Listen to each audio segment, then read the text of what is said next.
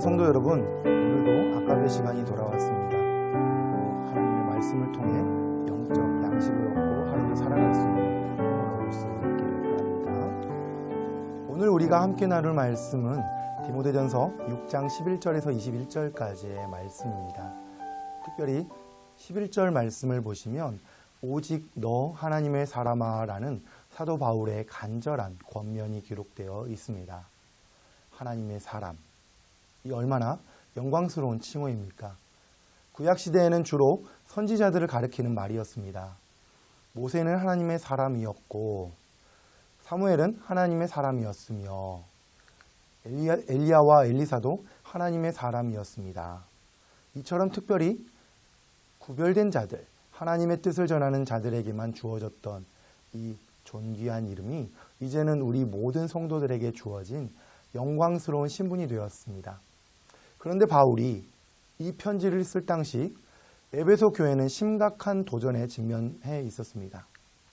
거짓 교사들이 들어와 물질적 이득을 추구하며 교회를 혼란스럽게 하였고 세속적 가치관이 성도들의 삶을 위협하고 있었습니다. 이러한 상황 속에서 젊은 목회자 디모데는 영적 리더십의 도전을 받고 있었습니다. 바울은 이러한 상황 속에 디모데를 향해 그리고 또 오늘 우리를 향해 오직 너 하나님의 사람아 라고 외치고 있는 것입니다. 이 호칭에는 단순한 부름 이상의 의미가 담겨 있습니다. 여기에는 거룩한 사명이 있고 분명한 정체성이 있으며 구별된 삶에 대한 요청이 담겨 있습니다. 여러분, 우리가 살아가는 이 시대에도 디모데의 시대와 크게 다르지 않습니다. 물질 만능주의가 만연하고 세속적 가치관이 교회 안까지 깊숙이 침투해 있으며 수많은 그릇된 가르침들이 우리의 믿음을 흔들고 있습니다. 이러한 때에 우리는 다시 한번 하나님의 사람이라는 우리의 정체성을 깊이 되새겨볼 필요가 있습니다. 그렇다면 하나님의 사람은 어떤 삶을 살아야 할까요? 본문은 우리에게 그 구체적인 방향을 지시하고 있습니다.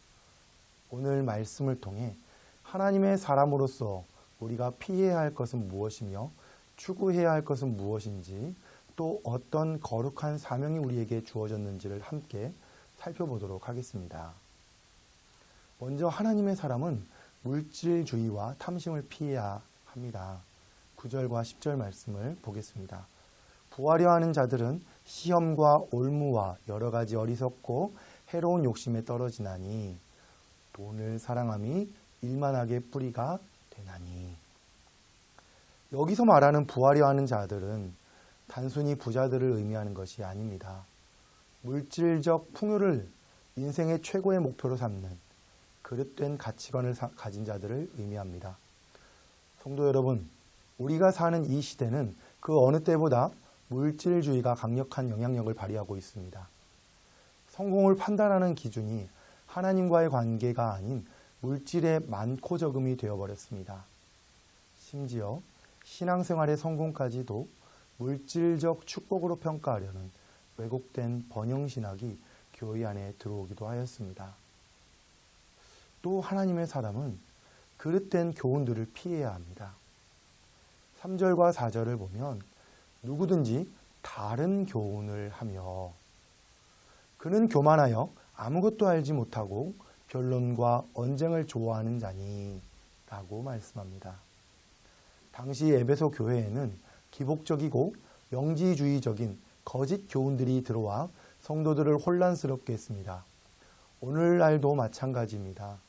SNS와 유튜브를 통해 수많은 거짓 교훈들이 무분별하게 퍼지고 있습니다. 하나님의 사람은 믿음을 변질시키는 세속적 가치관을 또 피해야 합니다. 현대 사회는 상대주의와 다원주의를 표방하며 성경의 절대적 진리를 부정하고 있습니다. 네가 믿는 대로 살아라 라는 구호 아래 성경의 권위는 도전받고 있습니다. 하나님의 사람은 이러한 시대정신과 타협하지 않고 말씀에 절대적 진리를 붙들어야 합니다. 그렇다면 하나님의 사람은 무엇을 추구해야 합니까? 11절 후반부를 보면 배우와 경건과 믿음과 사랑과 인내와 온유를 따르며 라고 기록합니다. 이 6가지 덕목은 하나님의 사람이 평생에 걸쳐 추구해야 할 영적인 가치들입니다. 이 6가지 중에 첫 번째로 의를 추구해야 합니다. 여기서 말하는 의는 하나님 앞에서 올바른 삶을 의미합니다. 마태복음 6장 33절에서 예수님은 너희는 먼저 그의 나라와 그의 의를 구하라 라고 말씀하셨습니다. 하나님의 사람은 세상의 기준이 아닌 하나님의 기준에 따라 살아가야 합니다. 그리고 경건을 추구해야 합니다. 경건은 단순한 종교적 의식이 아닙니다. 디모데전서 4장 8절에 보니까 경건은 범사에 유익하니 금생과 내생의 약속이 있느니라 라고 기록합니다. 경건은 하나님을 향한 깊은 사랑과 경외, 그리고 그분과의 치밀한 교제를 추구하는 삶의 태도입니다. 또 믿음을 추구해야 합니다. 히브리서 11장 6절 말씀에 보면 믿음이 없이는 하나님을 기쁘시게 하지 못하나니 라고 말씀합니다. 이 믿음은 단순한 지적 동의나 감정적 확신이 아닙니다. 하나님의 약속을 굳게 붙잡고 그분의 신실하심을 신뢰하는 견고한 믿음인 것이죠. 이어서 사랑을 추구해야 합니다. 요한일서 4장 8절에 보면 하나님은 사랑이심이라 라고 선언합니다. 하나님의 사람은 이 하나님의 본성을 닮아가야 하죠. 하나님을 향한 사랑, 이웃을 향한 사랑이 우리의 삶 속에서 실천되어야 합니다. 그리고 인내를 추구해야 합니다. 야고보서 1장 12절 말씀을 보면 시험을 참는 자는 복이 있나니 라고 기록합니다. 신앙생활에는 필연적으로 고난과 시련이 따릅니다. 하나님의 사람은 이러한 때에 낙심하지 않고 끝까지 견디는 인내를 보여야 합니다. 마지막으로 온유를 추구해야 합니다. 예수님은 마태복음 11장 29절에 나는 마음이 온유하고 겸손하니 라고 말씀하셨지요. 온유는 연약함이 아닙니다. 하나님 앞에서 자신을 낮추고 그리스도의 성품을 닮아가는 영적 강인함입니다. 이 6가지 덕목은 우리의 힘으로는 도저히 이룰 수 없는 것이지요. 오직 우리 안에 계신 성령님의 도우심을 구할 때 우리는 이러한 영적 성품들을 조금씩 이루어갈 수가 있습니다. 이제 우리는 하나님의 사람으로서 피해야 할 것과 추구해야 할 것들을 살펴보았습니다. 자, 그렇다면 하나님의 사람에게 주어진 구체적인 사명은 무엇입니까? 12절 말씀 함께 보겠습니다. 믿음의 선한 싸움을 싸우라, 영생을 취하라. 여기서 바울은 하나님의 사람에게 주어진 거룩한 사명을 선포합니다. 첫 번째, 믿음의 선한 싸움을 싸우라라는 사명이죠. 여러분, 이 선한 싸움이라는 표현에 주목하시기 바랍니다. 이것은 자신의 이익이나 명예를 위한 싸움이 아닙니다. 진리를 위한, 복음을 위한, 하나님의 나라를 위한 거룩한 싸움입니다. 에베소서 6장의 표현처럼 육체와 혈관을 상대하며 싸우는 것이 아니요, 통치자들과 권세자들과 이 어둠의 세상의 주관자들과 하늘에 있는 악의 영들을 상대로 싸우는 것입니다. 13절과 14절 말씀을 보면 만물을 살게 하신 하나님 앞과 본디오 빌라도를 향하여 선한 증언을 하신 그리스도 예수 앞에서 내가 너를 명하노니 우리 주 예수 그리스도께서 나타나실 때까지 흠도 없고 책망받을 것도 없이 이 명령을 지키라 라고 말씀합니다. 예수님께서 십자가 앞에서도 진리를 증언하셨듯이 우리도 어떤 상황 속에서도 복음의 진리를 지키고 증거해야 합니다. 또 영생을 취하라 라는 사명입니다. 이것은 단순히 천국에 가는 것만을 의미하지 않습니다. 현재적 의미의 영생, 즉 하나님과의 친밀한 교제 속에서 누리는 풍성한 생명의 삶을 의미합니다. 요한복음 17장 3절에 보면 영생은 곧 유일하신 참 하나님과 그가 보내신 자 예수 그리스도를 아는 것이니라 라고 말씀합니다. 이제 17절에서 19절 말씀 보겠습니다. 여기서 바울은 특별히 이 세대의 부유한 자들을 향한 권면을 통하여 하나님의 사람이 어떻게 실천적인 삶을 살아가야 하는지를 가르치고 있습니다. 하나님의 사람은 세상 재물에 대한 바른 태도를 가져야 한다라고 말하지요. 17절 말씀 보겠습니다. 마음을 높이지 말고 정함이 없는 재물에 소망을 두지 말고 오직 우리에게 모든 것을 호의 주사 누리게 하시는 하나님께 두며 라고 말씀합니다. 재물 자체가 문제가 아닙니다. 그것을 바라보는 우리의 태도가 문제인 것입니다. 그리고 선한 일을 행하는 삶을 살아야 합니다. 선을 행하고 선한 사업을 많이 하고 나누어 주기를 좋아하며 너그러운 자가 되게 하라 라고 18절에 기록하지요. 하나님께서 우리에게 주신 것들은 나누기 위한 것들입니다. 이것이 청지기적 삶의 본질입니다. 그리고 영원을 준비하는 삶을 살아야 합니다. 19절 말씀입니다.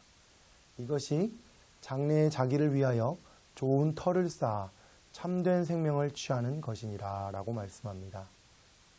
우리의 모든 섬김과 나눔은 단순한 현세적 선행이 아닌 영원한 가치를 위한 투자가 되어야 합니다.